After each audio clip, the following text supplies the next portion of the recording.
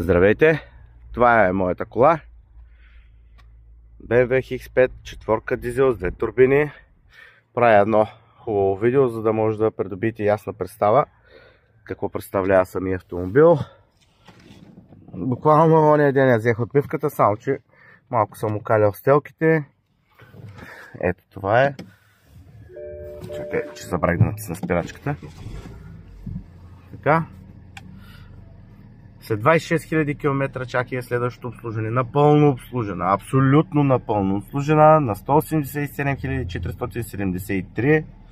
Като аз ще натрупам още малко. Състоянието на кожата винаги се поддържа перфектно. Постоянно съм по автомивките с подхранване на кожа, с абсолютно всичко. Тук има разни. Вижте как е направено тук тип махагоново. Има забележки, разбира се, от вътрешната страна по интериора. Нормално като се използва, като се докосват. Тук може би на видеото не се забелязва. Тук там е такива дърскотинки се виждат. С панорама е на абсолютно целият таван. Отзади състоянието е перфектно. Сега ще изляза отвънка да направя едно видео и оттам да се види колата. Абсолютно напълно обслужена.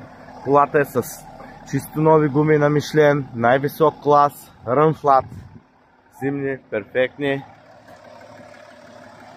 Двигателя работи перфектно, няма масла, течове, няма абсолютно нищо. Погрижил съм се за абсолютно всичко, което е необходимо на километрите на колата. Подмяна на вериги, ревизиране на филтър на картерни газове, колектор съм сменял. Всичко, абсолютно всичко, което е било необходимо да се направи за едно BMW на тези километри, съм го направил без да се скъпя. Обслужил съм я, като последното, което сме направили е да премахнем и DPF-а.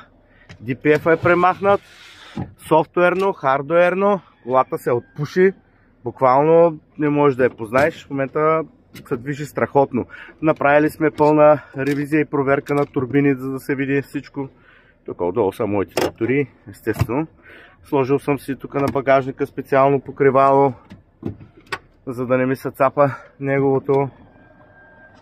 И ето това е външния и вътрешния вид на колата. Единствената причина, поради която съм решил да я продавам, е, че ще си купувам нова. Това е. Тук момент да махна тези турбички. От тук също си е с климатиците отзади. Видеорекордерите на задното стъкло и на предното. Абсолютно се записва всичко и се пазят по 10 дена. Взел съм едни от най-скъпите видеорекордери. Е така, просто за мене си.